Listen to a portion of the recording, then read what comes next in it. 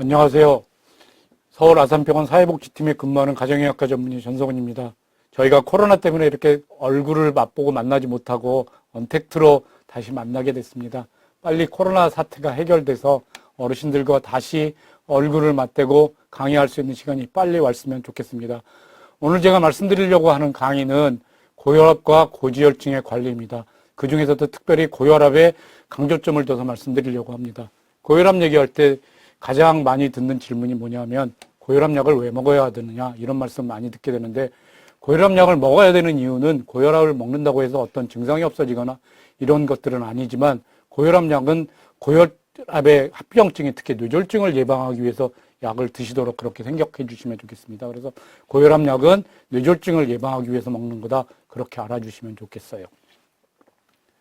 그럼 제일 처음에 우리가 건강하게 오래 사는 게 굉장히 중요합니다. 그래서 건강하게 오래 살려면 죽지 않아야 되고, 왜 어떤 원인 때문에 많이 죽는지를 살펴보게 되면 남자 여자에서 볼 수 있는데, 남자에서 지금 파랗게 올라가는 저 선들은 뭐냐면 암이 계속 증가하고 있는 거예요. 화살표가 들어가 있는 저기는 뭐냐면 2010년 정도 되는 건데, 녹색하고 녹색하고 그 다음에 주황색이 교차하는 건데, 심장질환하고 뇌혈관 질환이 2010년 정도부터는 남자들한테는 훨씬 더 심장질환이 많아지고 있어요. 여자들을 살펴보면 마찬가지로 암으로 인한 사망은 파란 줄이 계속 증가해서 올라가고 있고요. 그 다음에 2013년 정도에 심장병하고 뇌졸중이 서로 교차하게 됐는데, 뇌졸중은 점점 줄어들고 있고 심장증은 점점 올라가는 양상을 보이고 있어요. 이게 왜 뇌졸중은 줄어들고 심장은 올라가는지, 지금 의사들이 생각하기에는 뇌졸중은 여러분들이 뇌출혈이 많이 줄어드는 걸로 생각하고 있고요. 뇌출혈이 줄어드는 거는 혈압 관리를 과거에 비해서 고혈압 관리를 훨씬 더 잘 하시기 때문에 고혈압 때문에 생기는 뇌출혈이 많이 줄어드는 걸로 보여지고요.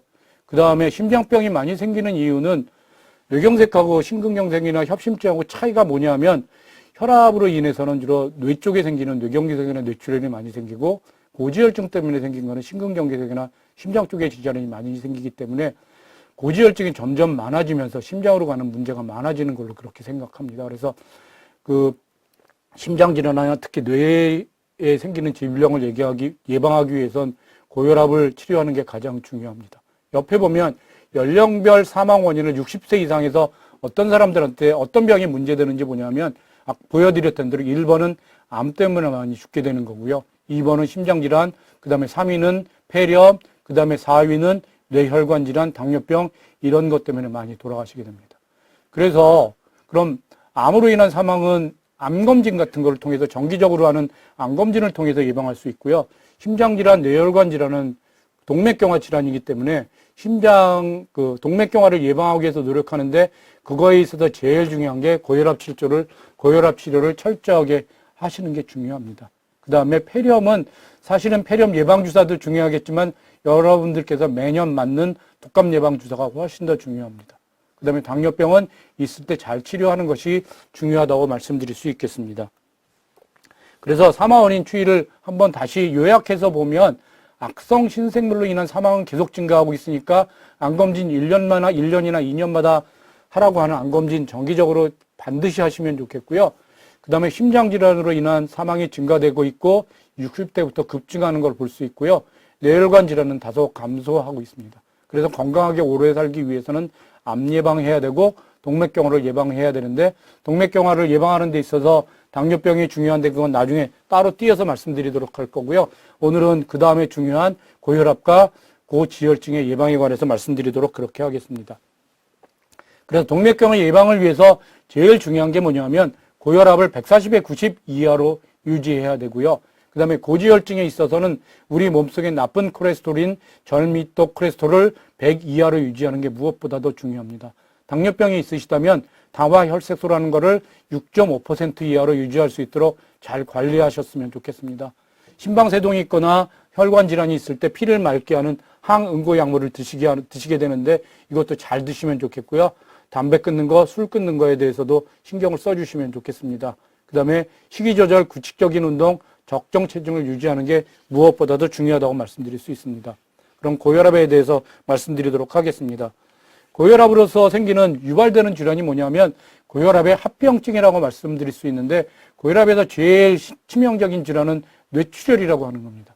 뇌출혈이 많이 줄기는 했지만 뇌출혈이 발생하면 여러 가지 문제가 생길 수 있으니까 뇌출혈을 예방하기 위해서 고혈압 치료를 철저하게 하셔야 될 것 같고 그 다음에 뇌경색, 혈관성 치매라고 하는 것들이 뇌혈관 질환으로 인해서 올 수 있습니다. 심장으로 가는 심장병들은 협심증, 심근경색, 심장이 커지거나 심장이 제기능을 못하는 심부정 이런 것들의 문제가 될 수 있고요.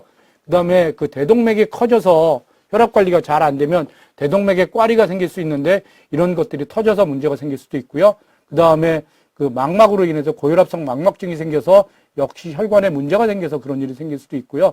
지금 많이 못 보지만 고혈압이 아주 관리가 잘 안 되면 콩팥이 망가져서 신장병이 생겨서 만성 신부전이 생기실 수도 있습니다. 그래서 먼저 많이 받는 질문이 있는데 이 질문을 먼저 대답을 하고 그 다음에 시작하도록 하겠습니다. 첫 번째로 약을 먹으면 평생 먹어야 되고 하는데 약을 안 먹고 있다가 내가 고혈압 증상이 생기면 약을 먹었으면 좋겠다.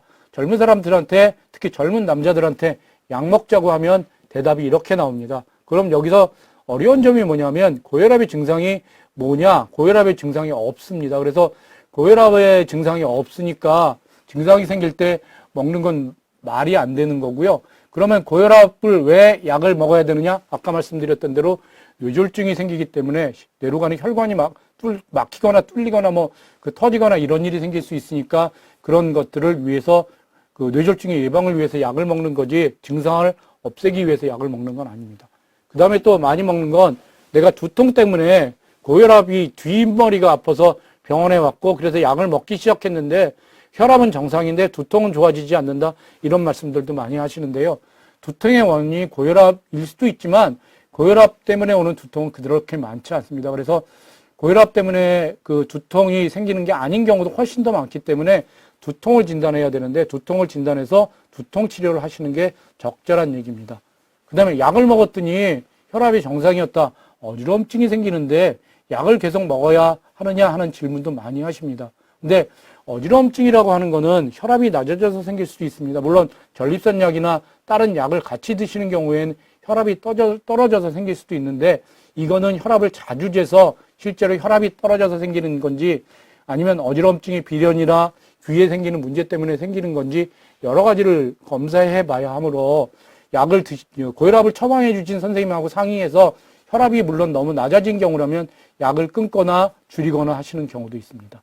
그 다음에 약만 먹으면 무슨 방법이 있냐, 이건 당장 그 약을 어떻게 혈압을 치료하는 게 아니니까 약 말고 다른 방법으로 혈압 조절하는 방법으로 알려줘야 하는 거 아니냐, 너 약 팔아먹으려고 약 처방해 주는 거 아니냐, 이런 얘기도 많이 말씀하시는데 약 말고 혈압을 조절하는 방법은 체중을 줄이는 게 가장 효과적이긴 한데 우리 어르신들은 체중을 줄였을 때 여러 가지 문제가 생길 수 있고요. 그 다음에 싱겁게 먹는 거나 그다음에 운동 열심히 하는 거나 이런 것들이 혈압을 떨어뜨릴 수 있는 방법이기는 하지만 이것들이 경미한 경증의 고혈압에서만 효과가 있고 조금 나빠진 중증의 고혈압 이상에서는 효과가 없는 거기 때문에 이런 것들을 물론 하시긴 하셔야겠지만 고혈압 약을 먹는 게 현재로서는 차선으로 말씀드릴 수 있겠습니다. 그 다음에 이제 고혈압 약을 처음 먹기 시작했는데 고혈압이 이제 정상이 됐으니까 약을 안 먹어도 되지 않느냐? 이제 고혈압이 치료된 거 아니냐? 이렇게 많은 말씀을 하시는데 고혈압은 치료가 되는 게 아니라 고혈압은 조절하고 관리하는 거니까 고혈압 약을 끊으면 다시 혈압이 올라가게 되기 때문에 고혈압은 거의 대부분 사람들에서 평생 드셔야 되는 걸로 되어 있습니다. 그래서 평생 고혈압을 끊는 건 생각하지 말아 주시고요. 그 다음에 약을 의사가 처방해 준 대로 규칙적으로 먹는데 혈압이 조절이 잘 안 된다. 이거 어떻게 해야 되느냐? 이런 질문도 많이 하십니다. 고혈압 약을 먹게 되면 제일 처음에는 한 가지를 먹게 되지만 조절이 안 되면 의사들이 하는 방법은 여러 가지 기전이 다른 여러 가지 혈압약을 많이 쓰게 되고요. 그래서 2가지, 3가지, 많이 쓰면 4가지도 쓰게 되고 그다음에 약의 용량을 올리기도 하는데 부작용을 없애기 위해서는 약을 여러 가지 적은 양의 약을 여러 가지를 믹스해서 처방하는 것을 많이 사용하고 있습니다. 그다음에 이제 저염식을 강조하니까 내가 밥 먹을 때 소금을 첨가하지 않는데 저염식을 어떻게 하느냐?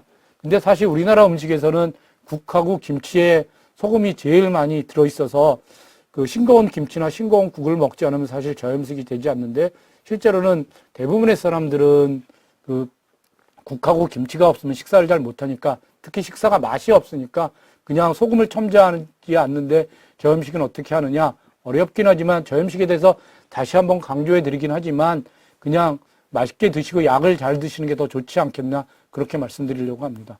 그 다음에 혈압이 항상 변하는데 이 혈압계가 잘못된 거 아닌가, 이런 말씀도 많이 하시는데요. 지금 팔뚝에 지는 혈압계는 믿을만 해졌습니다. 과거에 팔목에 지는 혈압계가 있을 때는 그 믿을 수 없어서 이제 퇴출됐고요. 팔목에 지는 전자혈압계는 병원에서도 사용할 수 있을 정도로 그 믿을만 하니까 그거는 걱정 안 하셔도 되고요. 혈압이 항상 변하는 게 정상이어서 그렇습니다. 조금씩이라도 혈압은 항상 변하는 거기 때문에 혈압계는 팔뚝에서 재는 거라면 믿으셔도 됩니다. 나이가 들면 좀 혈압이 높아지지 않느냐, 그래서 나이가 들면 혈압약을 조금 높아도 안 먹어도 되지 않겠냐, 이런 말씀을 많이 하시는데, 이게 나이가 들면 혈압이 좀 높아진다고 생각하는 건 의사들 의견으로는 80 정도 됩니다. 그래서 60이나 70 정도 되시는 분들은 같은 기준으로 약물 치료를 하시도록 그렇게 해주시면 좋겠습니다. 그러면 고혈압의 정의를 보면 고혈압의 정상은 120에 80 이하를 정상으로 보고요. 120에 80에서 140에 90까지는 전 단계 고혈압이라고 말씀드릴 수 있고, 140에 90에서 160에 100 정도는 1단계 고혈압, 160에 100 이상 되면 2단계 고혈압, 180에서 110 이상 나오는 경우에는 고혈압 위기라고 말씀드릴 수 있겠습니다. 대개 약물 치료는 2단계에서 먼저 시작하게 되겠습니다. 그 다음에 수축기 단독 고혈압이라고 하는 건 위의 혈압과 아래 혈압 두 가지가 있는데, 위의 혈압은 140에 이상 높으면서 아래 혈압은 낮은 경우를 말씀드릴 수도 있습니다. 그래서 이런 경우에도 노인들한테 많이 생기고 있지만 약물 치료하는데 그 필요한 것으로 알려져 있고요. 기립성 저혈압은 일어났을 때 혈압이 갑자기 떨어져서 어지러움증이나 이런 게 생길 수 있는데, 고혈압 치료가 잘 되거나 아니면 여러 가지 이유에서 기립성 저혈압이 나타날 수도 있습니다. 목표혈압은 일반적인 치료 목표는 140에 90 이하로 치료하는 게 좋겠고요. 심내질환, 그다음에 뇌혈관, 관상동맥 질환이 동반됐을 때는 지금 동맥경화가 있는데, 이런 경우에도 140에 90 이하 정도로 유지하면 바람직한 걸로 되어 있습니다. 노현삭 고혈압에서는 80세 미만에서는 똑같이 140에 90을 기준으로 잡고요. 80세 이상 된 분들은 150에 90 정도 혈압이 약간 정도 높다고 해도 약물 치료를 시작하지는 않습니다. 고혈압 전 단계에서는 약물 치료에 적용이 되지 않고요. 적극적인 생활 개선, 그다음에 추적 관찰을 권고하고 있습니다. 고혈압의 원인은 대부분에서 잘 모르거든요. 그래서 원인 검사를 많이 하지는 않고요. 2차성 고혈압이라고 하는 콩팥이 나빠지거나 내분비 질환이라고 하는 건 부신에서 여러 가지 호르몬이 분비됐을 때 고혈압이 생길 수도 있고, 약물로 인해서 고혈압이 생길 수 있습니다. 그래서 대부분 잘 모르기 때문에 그 약물 치료를 바로 시작하기도 하는 겁니다. 그래서 고혈압의 가장 정밀 검사가 뭐냐 하면 혈압을 자주 재는 겁니다. 그래서 혈압의 변동이 어떤지, 아침에 혈압을 쟀을 때, 저녁에 혈압을 쟀을 때 어떻게 됐는지 이런 걸 알 수 있고요. 아니면은 24시간 동안 지금 그림에 보시는 것처럼 혈압계를 켜고 내가 어떤 일을 하고 그다음에 일기를 쓰셔서 혈압이 어떻게 변하는지 보는 건데, 혈압이 정상적인 사람인 경우에는 아침에 혈압이 좀 높게 나오고요. 주무실 때는 확실하게 혈압이 떨어지고, 그다음에 그 가정에서는 좀 안정된 상태에서는 혈압이 떨어지고, 그다음에 흥분하거나 일할 땐 좀 올라갈 수 있는 이런 패턴을 보이는데, 그런 패턴이 없어지는 분들한테는 문제가 되실 수 있어서 혈압의 가장 정밀 검사는 24시간 혈압 체크를 하는 검사입니다. 고혈압이 그래서 발견되면 어떤 검사를 하게 되냐면, 혈압의 변동이 심한 경우에는 지금 말씀드렸던 대로 24시간 혈압 검사를 해서 정확하게 혈압인지 아닌지, 약을 먹었을 땐 약이 잘 듣는지.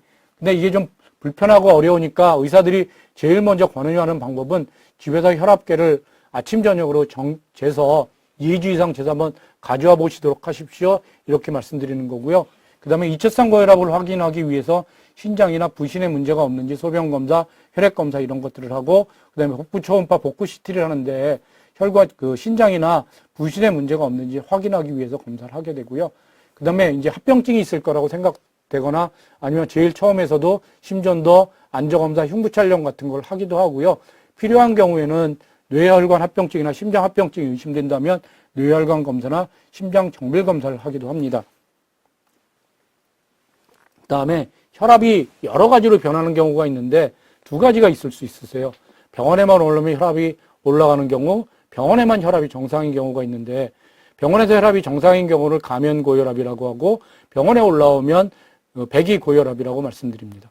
가면고혈압이 제일 문제인데 가면고혈압의 문제는 뭐냐면 혈압이 병원에 와서 정상이기 때문에 의사들이 정상으로 생각하고 약을 안 주게 되거든요.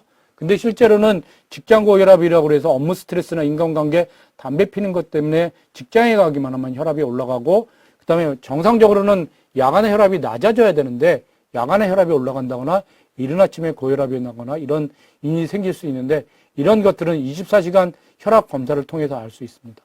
배기고혈압은 병원에 왔을 때만 혈압이 좀 높아지는데 생각보다 많이 올라가는 경우가 있는데 배기고혈압도 적극적으로 치료하시는 게 좋겠다고 그 의견을 주는 의사들도 많이 있습니다. 그래서 집에서 혈압을 재는 게 굉장히 중요한데 혈압을 여러 가지 경우에 잴 수 있지만 제일 중요한 건 같은 시간에 쟀으면 좋겠고요. 그 다음에 음식, 식사 후에 목욕, 운동, 30분 지난 후에 이런 거 혈압을 쟀으면 좋겠는데 이런 것들이 혈압에 영향을 높이거나 낮추는 그런 효과를 줄 수 있어서 그런 거고요. 그 다음에 배변이나 그 다음에 소변 보고 갔으면 좋겠고 의자에 앉아서 5분 정도 안정을 유지한 후에 그 다음에 혈압 측정을 했으면 좋겠습니다. 그래서 아침에 일어났을 때는 일어나서 소변 보고 되게 약을 이때 제일 많이 드시니까 소변 보고 약 먹기 전에 그다음에 혈압을 쟀으면 좋겠고 그다음에 밤에 주무시기 전에 혈압을 재서 가능한 같은 시간에 혈압을 재보고 한번 두세 번 재서 측정한 두 개의 혈압을 평균해서 이렇게 기록해서 병원에 가져다 주시면 의사들이 혈압약을 늘리거나 줄이거나 처방하는데 굉장히 도움이 되실 수 있습니다. 그 다음에 연세가 드신 어르신들한테는 고혈압의 특징이 뭐냐면 위의 혈압만 높은 수축의 고혈압이 많습니다. 아래 혈압이 낮기 때문에 그 아래 혈압이 떨어지면 어지러움증이나 이런 게 많이 생길 수 있어서 약제로 인한 부작용의 위험이 굉장히 크고요. 병원에만 오시면 혈압이 올라가는 이런 경우가 많습니다. 그럼에도 불구하고 어르신들에 있어서 혈압 관리를 철저하게 하려고 의사들이 생각하는 이유는 혈압 관리가 잘 되면 뇌졸중의 예방 등 2차 예방의 효과가 크기 때문에 젊은 사람보다 혈압 관리를 철저하게 해드리려고 노력하고 있습니다. 네, 고혈압 치료가 어떤 게 있는지 보면 먼저 식사요법입니다. 고혈압 치료는 그 염분을 줄이자가 굉장히 중요한데 염분은 어떤 역할을 하냐면 염분은 우리 그 몸속에서 그 물을 끌고 다니기 때문에 그 짜게 많이 먹게 되면 우리 몸속에서 물이 많이 남아 있어서 그 혈관에 가는 압력이 높아집니다. 그래서 그 싱겁게 먹게 되면 심장으로 가는 혈관 안에 있는 압력이 낮아지니까 그것 때문에 훨씬 더 혈압이 떨어지게 될 수 있고요. 그 다음에 지방의 과다 섭취 금지, 트랜스 지방, 포화 지방상을 주의하자고 하는 건 뭐냐면 우리가 고혈압을 치료하는 게 단순히 고혈압을 치료하는 게 아니라 동맥경화를 예방하기 위해서인데 동맥경화를 예방하기 위해서는 콜레스테롤, 고혈압을 같이 치료해야 되니까 특히 트랜스 지방이라고 하는 고지혈증의 위험 그 음식을 주의하시도록 그렇게 하시면 좋겠고요. 고혈압에 좋은 음식이 뭐냐고 묻는 분이 많이 계신데 만약에 저희가 대답한다 그러면 칼륨하고 단백질인데 단백질을 굉장히 적게 드시는 경우가 있는데 잘 많이 드시도록 노력해 주고요.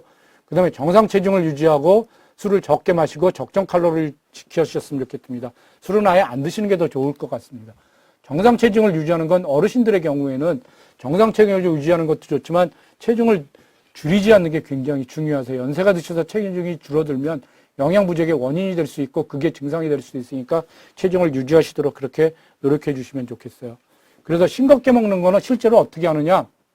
싱겁게 먹는 건 제일 중요한 거는 그 김치하고 국을 안 먹거나 김치하고 국을 맛없게 만들어요. 그러면 실제는 맛이 없어서 먹기 어려우니까 우리가 그 염분을 줄이고 맛있게 먹는 방법은 뭐냐면 아무것도 안 넣으면서 간이 있는 건 한 가지만 만들어서 드시는 거예요. 뭐 잡채를 해서 먹는다거나 아니면 하나 튀김을 해서 먹는다거나 이런 식으로 한 가지만 맛있게 하고 나머지는 다 맛없게 무염의 요리를 사용하는 거고요. 실제로 소금보다는 후춧가루, 고추, 카레가루를 사용하면 그걸 같이 더 넣으면 좀 싱겁긴 하지만 맛있게 먹을 수 있고요. 그 다음에 짠맛보다는 신맛을 좀 이용하면 식초를 많이 드시면 염분을 줄일 수 있는 그런 효과가 있고요. 국은 건더기는 많이, 국물은 적게 먹어야 되는데 그 이유는 대부분의 그 나트륨, 그 염분은 국물에 들어있기 때문입니다. 그래서 이렇게 노력하는 게 좋긴 하겠지만 실제로 해보면 굉장히 어려우니까 안 되시면 맛있게 드시고 약을 잘 드시도록 노력해 주시면 좋겠습니다. 그 다음에 혈압을 내리는 칼륨이나 K라고 하는 것들이 있는데 이거는 NA라고 하는 불필요한 염분을 배촉하고 혈압을 올리는 레닌의 활성을 억제합니다. 여러분들 골프 선수가 골프하다가 제일 많이 먹는 게 바나나거든요. 칼륨이 많이 들어서 그렇고, 칼륨이 부족하면 근육이 수축되거나 경련이 일어나거나 이런 일이 생길 수도 있어요. 그래서 그 칼륨이 많이 들어있는 음식을 먹게 되는데 주로 야채나 그 다음에 과일에 많이 들어있습니다. 그래서 시금치, 고구마, 토란, 콩, 바나나, 사과, 참다래 등의 과일에 많이 들어있는데 칼륨에 있어서 주의하실 건 뭐냐면 첫 번째로 콩팥이 나쁜 분들은 칼륨이 잘 배출이 안 되기 때문에 칼륨이 올라가면 문제가 될 수 있어서 콩팥이 나쁜 분들한테는 문제가 되실 수 있고요. 그 다음에 두 번째로는 이 칼륨을 양만큼 많이 먹으려면 굉장히 많이 먹어야 되니까 실제로는 이런 음식을 많이 먹어서 혈압을 떨어뜨리는 거는 굉장히 어려운 일이니까 알고는 계셔야겠지만 이게 치료를 대신할 수는 없는 거고요. 그 다음에 또 당뇨가 있으신 분들은 여기 있는 과일을 많이 먹게 되면 혈당이 많이 올라갈 수 있기 때문에 그런 의미에서 알고는 계시면 좋겠지만 이걸 혈압을 떨어뜨리기 위해서 많이 먹자라고 권유하는 것은 아닙니다. 그 다음에 가능하면 운동을 많이 하시면 좋겠어요.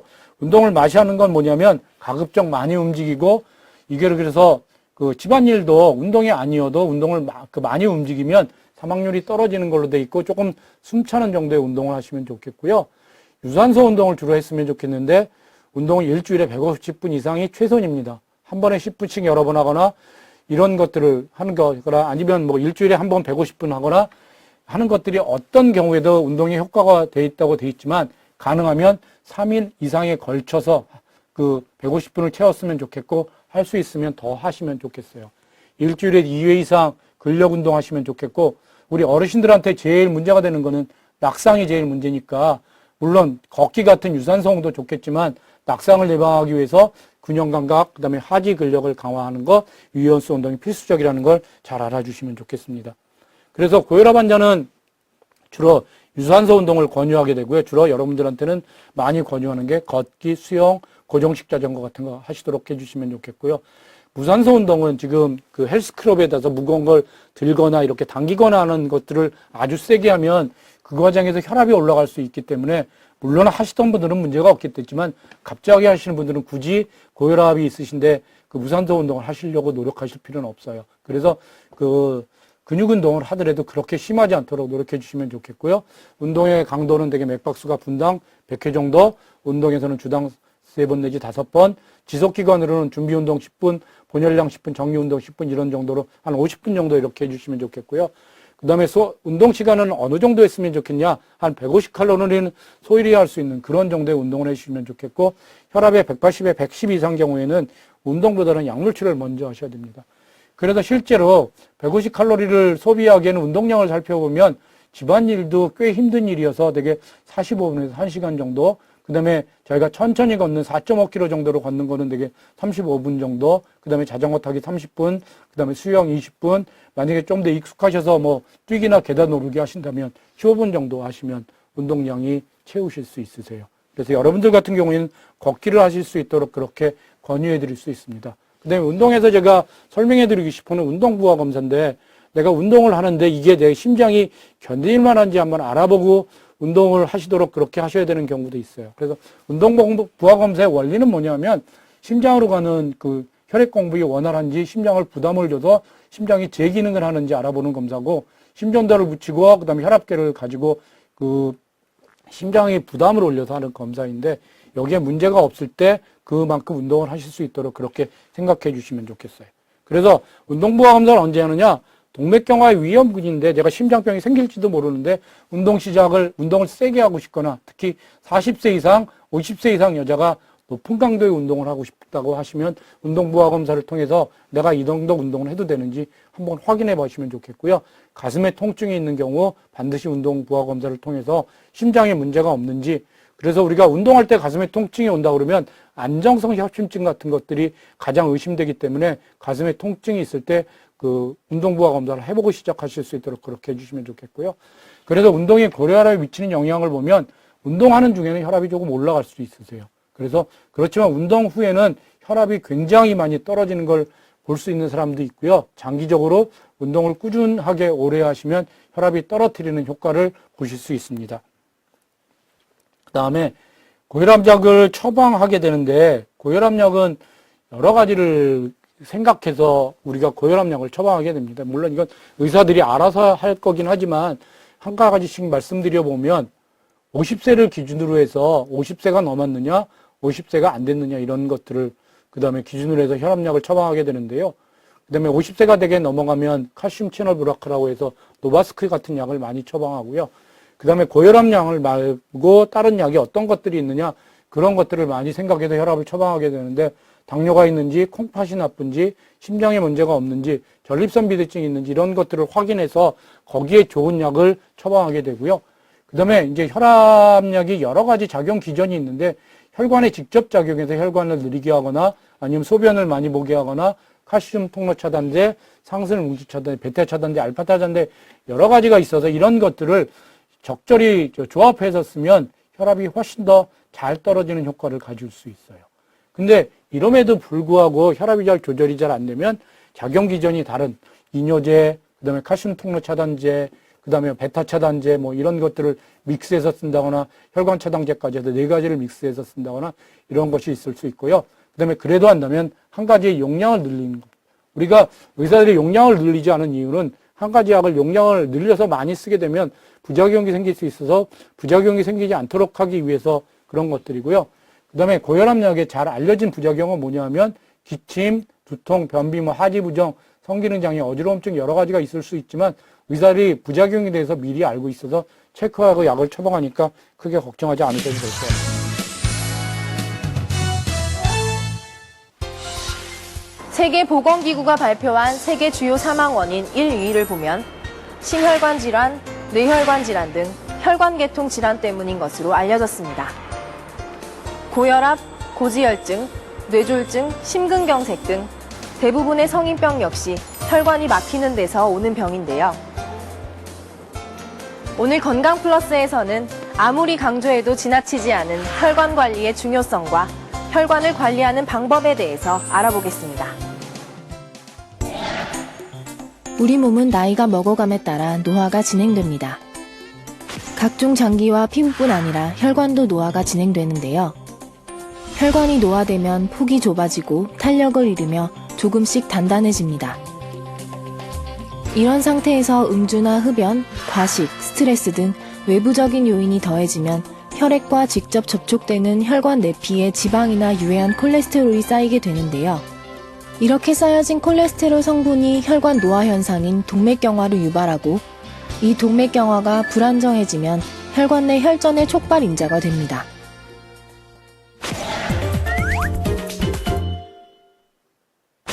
혈액순환이 갑자기 중단되기 때문에 심장에서는 급성심근경색증으로 발현되게 되고 머리에서는 중풍으로 발현되게 됩니다. 두 가지 다 저희 나라에서 뿐만 아니라 전 세계적으로 돌연사의 원인으로 알려져 있습니다. 따라서 돌연사를 막고 건강한 삶을 유지하기 위해서는 평소 혈전이 생기지 않도록 혈관을 관리하는 것이 매우 중요한데요. 그렇다면 혈관은 어떻게 관리를 해야 할까요? 먼저 자신의 혈관 상태가 어떠한지를 알기 위해서 혈압과 혈당, 맥박, 그리고 콜레스테롤 수치 등을 살펴봐야 합니다.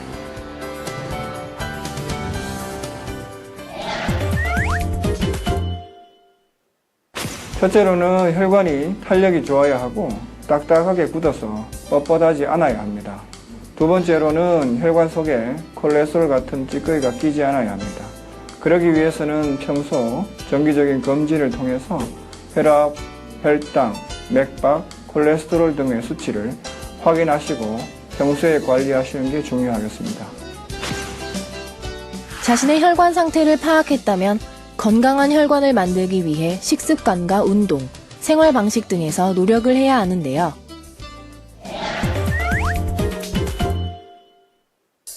운동, 식습관, 생활습관으로 나눠서 말씀드릴 수 있겠습니다. 첫째, 유산소 운동을 꾸준히 최소 주 3회에서 5회, 한 번에 30분 이상, 일주일에 150분 이상 하시는 것이 좋겠습니다. 유산소 운동뿐만 아니라 근력 운동도 같이 병행하시는 것이 도움이 되겠습니다. 두 번째, 식습관으로는 혈액순환을 돕는 식품들, 특히 마늘에 함유된 알라신 성분은 몸을 따뜻하게 해주고 혈액순환을 돕는다고 알려져 있습니다. 오메가3식 섭취도 혈관 건강에 도움이 됩니다. 세 번째, 밤샘 작업이나 과식 등으로 혈관이 단단해지고 노화되더라도 충분한 휴식을 취하면 다시 젊은 혈관으로 돌아갈 수 있습니다. 따라서 규칙적인 생활 습관을 유지하는 것이 중요하겠습니다. 혈관 건강을 위해 운동을 할 때에는 아침보다 오후가 좋다고 합니다.